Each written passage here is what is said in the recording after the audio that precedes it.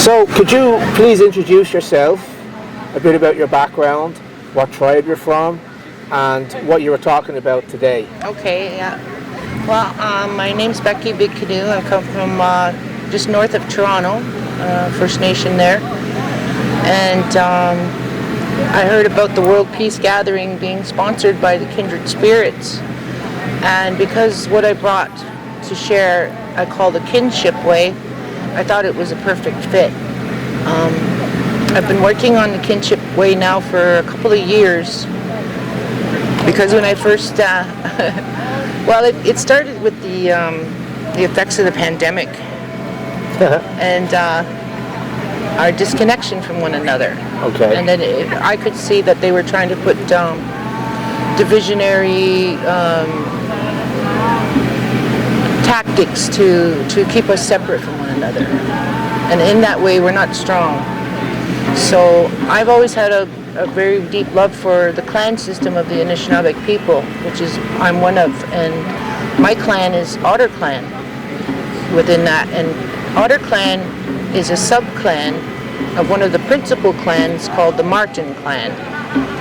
And the Martin Clan represents all of the small paw creatures all over the world, really. And that's a nice musical accompaniment. And we have this, our task as members of the Small Paw Clan or the Martin Clan is we have particular roles, right? All the different ones do. It could be chieftainship, visionaries, protectors, warriors, medicine people. We all have roles. So our role as Otter Clan is, well, it includes, for those who don't remember what their clan is or don't yet have one, Martin Clan adopts them until they discover to which one they belong. And a lot of times now, people have to give tobacco to an elder to go to the spirits and discern which one of these clans do you belong to. So it's sad that knowledge was lost. It was lost through the colonial effort, residential school, taking the children from the families and stuff. So we all have to work at reclaiming that. And until we do, we have to kind of live with the chief and council system, which was imposed by the federal government. So I've seen that contrast in everything it means. So I was really concerned for people, right? And I was thinking, there's got to be a way that we can overcome everything they're trying to do to us. And the clan system is the way. And I call it the Kinship Way so that people understand we're all related. Most Indigenous philosophy will come to that conclusion, is that we're all related, right? So I did a lot of praying and offering tobacco. And one day I sat at my computer and just started to write what Spirit had me say. And a beautiful vision came out like that. And I kind of tested it with people. I wanted to call it the global clan system. But people have been propagandized to think that a clan system is a very primitive, unworthy of today's people kind of thing. Mm-hmm. So I said, okay, I'll continue working with it until I've got a program that everyone could adopt. And that's what I've come up with. And I'd like you to get into a little bit more detail about what that system looks like. I know that there's 3 different core creatures, let's say, including trees. And there's 4 different colors which are based off the Native American medicine wheel. 4 directions medicine wheel, yeah. Black, red, yellow, and white. Yes. And what is it that inspired you to pick those animals and those different creatures? That's a really good question, because I did struggle with that at first. It was like, just pick some names or just pick something, but no, each one kind of spoke to me about their essence. The Thunderbird can represent all of those great raptors in the sky, from the eagle to the condor, and they're all over the world, that type of bird. But in our cosmology, we revere the Thunderbirds. They're emblematic of great change that comes when they come. So they've come. Anishinaabe's people's vision has come for the world to share. The oak tree is very prominent here in Europe, especially these isles, these beautiful isles. So I knew people from here would resonate with that. And also we have oaks in Canada, and I think that there are probably some species of oaks all over the place. And as far as whales for the water realm, that was just natural. They are they are so significant, and we have not had a great relationship with them, and yet they love us and they will forgive us. And when they join together in this kinship way, they will be able to have a voice through all those people who become members of the whale kin groups. The Four Directions Colors medicine wheel, as it's called, has layers and layers of teachings within it in ways that you can perceive it, so that you're say acknowledging the four elements, 4 stages of life. Like, it goes on and on. It's a way to teach. Yes, and it looks a little bit like a Celtic cross. Yeah. So that's interesting, because Celtic cross was used as a way to measure the changing of the seasons. And the other divisions of 4, which include like north, south, east and west, and the equinox and the summer solstice, the winter solstice. And so I think there's a lot of parallels between native Irish culture and other indigenous cultures of the world. Yes. Have you noticed that yourself? Yes. The more I look into it and learn and talk to people, it's like blowing my mind how everything is meant to come together in this way. Yeah. I think that, I don't know if you heard my talk earlier about Brehon law. I think that what we're witnessing with the tribal systems is how man would organize themselves in the absence of external influence, in the absence of external authority. And it's a very natural and harmonious way for man to coexist with one another in a state of nature. Yes. So. Yes. And I feel that people feel the resonance of that. Even if it's not in their conscious mind, there's something in them that goes, yes, this is right. Yeah. Like, there is a reason why I call them imperialist forces, worked very hard to eradicate this system. Yes. Because it made us strong. And the thing we could see when we look back in history is it only takes a couple of generations of taking away the children and teaching them a different thing. So it's our responsibility as adults now to value what culture we have and add to it, enrich it, make sure it's passed down to our children. Excellent.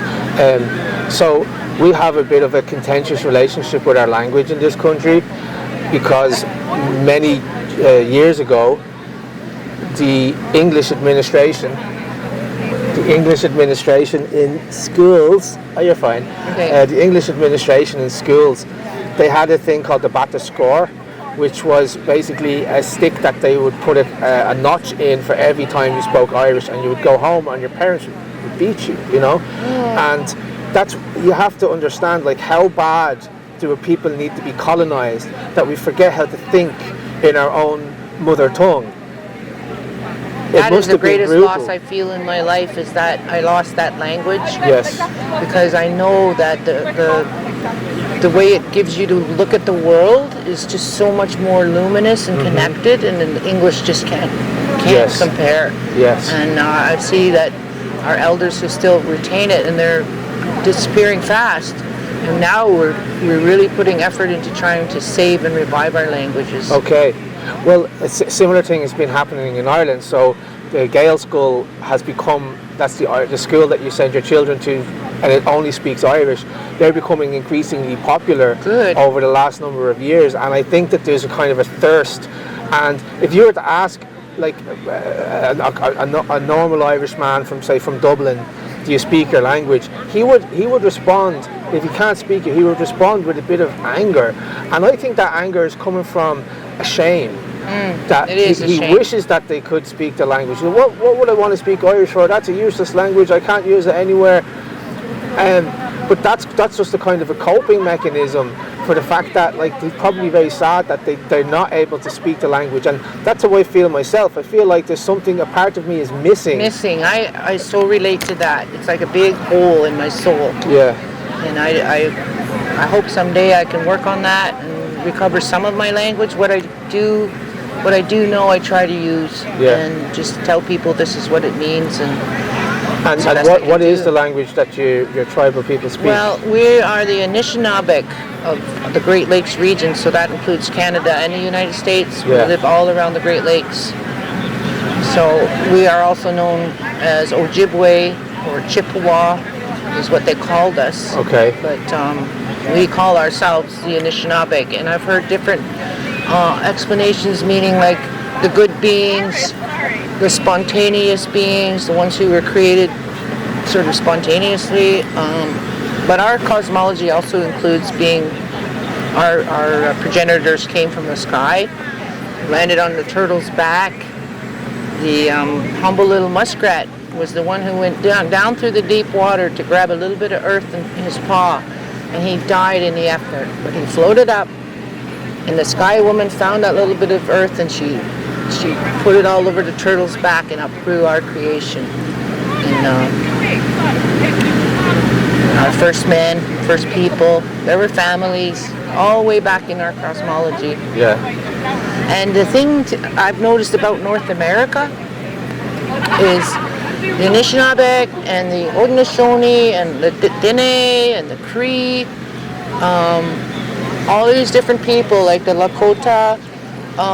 If you're the same clan, like say you're Bear Clan and they are Bear Clan, they treat you like brother and sister, even though you're from a different tribal nation. And that's one of the features of this system that I really want people to take upon themselves. So no matter where, you're a white thunderbird now. Exactly, yes. So no matter where you run into a white thunderbird, you must regard them as kin. Okay. Okay? Yeah. And you had a big bag of badges, and there were 4 colours and 3 animals, so you could be 12. Yeah. Just 12 in total, exactly. Yeah. So I seen people walking around with red thunderbirds, with yellow oak trees, and I'm a yellow oak tree. I got a white thunderbird here as well. So, is this your first time in Ireland? Yes. Yes. And what do you think of it? Oh, I loved it. So far, I've been here almost 2 weeks, and like you were saying about your language, I love to see how when we went to Dingle and Kerry and Skibbereen, all of the street words, everything was in Irish, bilingual, in Irish, We do that on our First Nations, but it doesn't spread to our towns or anything. It is the official language per the Constitution, but you can say that, but if many people are not speaking it, like you do have a right to communicate with the government through Oscuelga, let's say, Triguelga.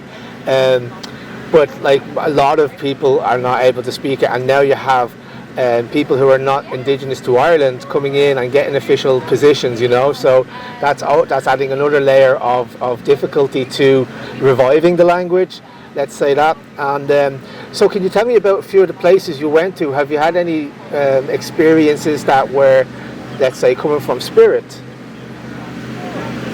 Well, I kind of did yesterday when the sad news of John Doyle was the first thing we heard in the morning, because I went and sat out on the step of the manor house we're staying in, and I saw like a ferry go by, and then there was another bird. A ferry or a ferry? A ferry, like a very small I got you. that flew by and went in the forest there, and that was direct on. And then over there I saw, I think it was a ringneck pheasant hen, like it was a beautiful bird. And then there was a big blackbird up in that tree to my right. He was sounding his voice big time, right? And I thought, something's up. Something's up. But we had a beautiful, beautiful ceremonial send offering. He's a very honored man. So, I mean, if I was a spirit, that would make me pretty happy. And so, did you feel that you got everything you wanted out of this trip? Yes. I feel I've been well supported and, listened to and been able to share what I wanted to share, and made a lot of friends here. The people are so warm and kind, and willing to talk, and I love it. Yeah. Okay, and so what does, I ask all the people I interview this question, what does sovereignty mean to you and your people? Sovereignty is what we had before, right? We determined, and we used our systems to delineate territorial boundaries, hunting and fishing grounds. We went where we wanted to, and what we did was we followed a cycle of our food, of the seasons, and everyone was free to actualize a dream they might be given from the Manitou or the spirits. Can't always do that now. You need, I don't know. It's a little freer now, but I see our freedoms being curtailed inch by inch, inch by inch, and I know that unless we do something very serious, they're going to get what they want. And I don't like to see that future for our children or grandchildren, and that's who will suffer it. So when I prayed and given this solution, I was like, I have to try. I have to try and bring this to the world. And at some point, people will understand it well enough that it will just catch its own feet and run and get all over the world. Sounds like a jet. I think it is. Oh, it's a chopper. So, do you have a message for the people of Ireland, maybe the ones that are not here at the moment, those who are, let's say, still, those who are not here? Yeah, let's just say that. I think that Kindred Spirits Air or Ireland should get some support. People should join. They have a website. I'm going to ask them to host a connection to the website I'll be building when I go back home, where if people want to join the Kinship Way, they fill out the form, basically get assigned a kinship group, they put a pin on the map, and they look for people close to them in the Kinship Way. That would be the way for it to spread. So, I just, as you were talking there, do you know Harry Potter? Yeah. It just reminded me of like the house, the sorting hat. Right, the sorting hat, yeah. Okay. It Becky, has to be completely random though, so that nobody you know why, I think.